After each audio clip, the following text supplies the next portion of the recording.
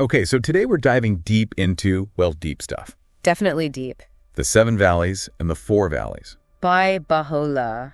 Yeah, these are writings. They're not literal valleys, obviously. Metaphorical valleys. Right. Yeah, landscapes of the soul, you could say.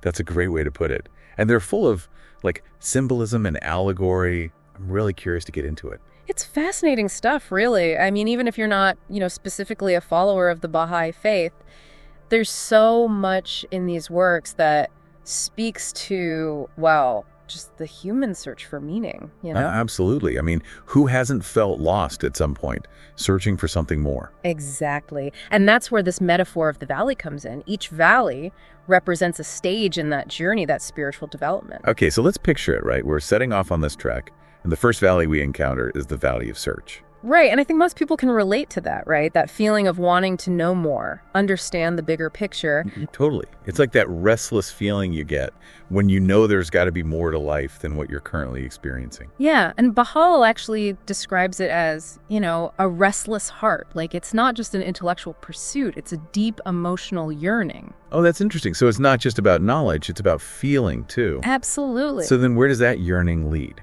Well, the next valley, the Valley of Love, kind of takes that emotional intensity to a whole other level. Okay, so we're not talking about, like, romantic love here, right? Not exclusively, no. It's much bigger than that.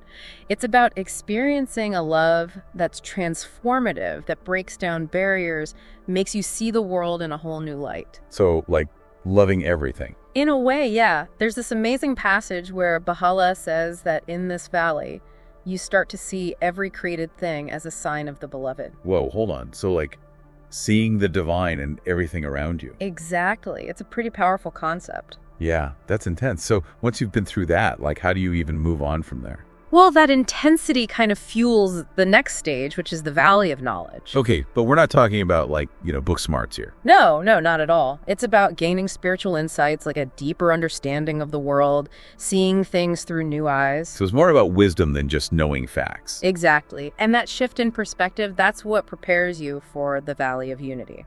Okay, unity. What's that all about? This is where the illusion of separateness, that idea that we're all individuals, it just dissolves. You start to understand that we're all connected, part of this one big, intricate web of existence. Whoa, okay. I'm starting to see how each valley builds on the last one, right? Okay. It's not just a step. It's a complete transformation. Yeah, and that transformation continues as you move into the Valley of Contentment. Wait, so we've gone from searching, love, knowledge, unity, and now contentment. How does that fit in? This valley, it's about finding a deep sense of inner peace.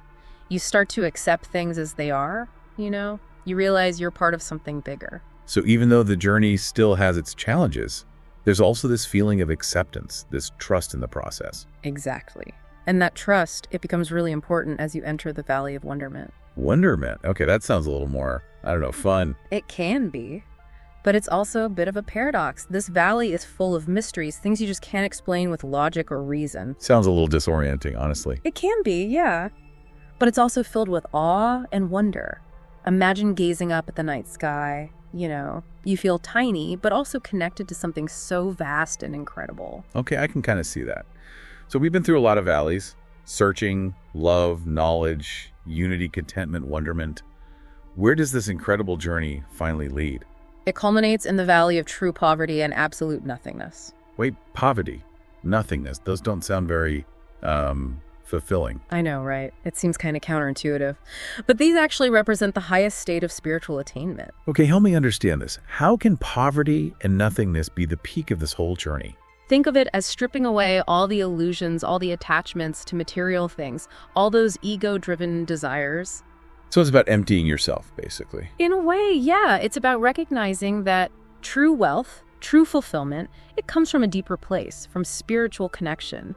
And when you reach that state of nothingness, you're completely open to the divine. That sounds like a pretty radical transformation. It definitely is.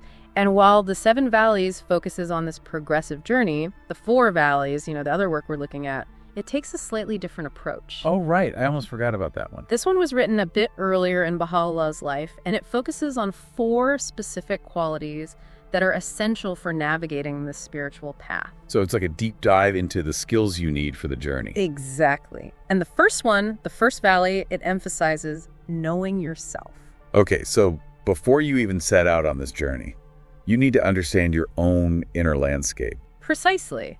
And once you have that understanding, that leads you to the second valley, which is all about willingness. It's about having that commitment, that fire in your belly to keep going even when things get tough. So this is where you really need to draw on your inner strength, your resilience. Exactly. And that inner strength leads to the third valley, which is about detachment. Detachment. But isn't that kind of cold? Like not caring about anything? No, that's not it at all. It's about learning to let go of the things that hold you back. You know, those attachments that prevent you from growing spiritually. So like letting go of material possessions or unhealthy relationships. Those are definitely part of it, yeah. Wow. And by letting go, you enter the fourth valley, the valley of poverty. Wait, poverty again. Are we seeing a theme here? Definitely. Like in the seven valleys, this isn't about material poverty. It's about recognizing that true fulfillment, it doesn't come from external things. So it's about being rich in spirit, not in possessions. Exactly. And in that state of detachment, of humility, you're truly open to receiving the divine.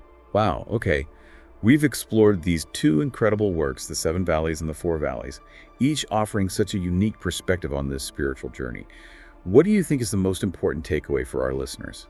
You know, I think what's so fascinating is how these two works, even though they were written at different times, both speak to this universal yearning that we all have, this desire for meaning and connection. Absolutely. It's not just for people of a certain faith. It's for anyone who's on a path of self-discovery. Right. Anyone who's searching for something more. Exactly. And the journey itself, it's definitely not easy. There are twists and turns, challenges along the way. Oh, for sure. But it ultimately leads to this incredible state of spiritual realization. So if you had to place yourself somewhere on this journey, which of these valleys resonates with you the most right now? That's a really interesting question. I think it's something for all of us to reflect on. Where are we on our own journeys? What valleys are we currently navigating? Yeah, and maybe exploring these works, the Seven Valleys and the Four Valleys, can give us some clues. I mean, they're full of wisdom and insight. Absolutely. Well, thanks for joining me on this deep dive today. My pleasure. It's been a great conversation. I hope our listeners have found it enlightening as well. Until next time.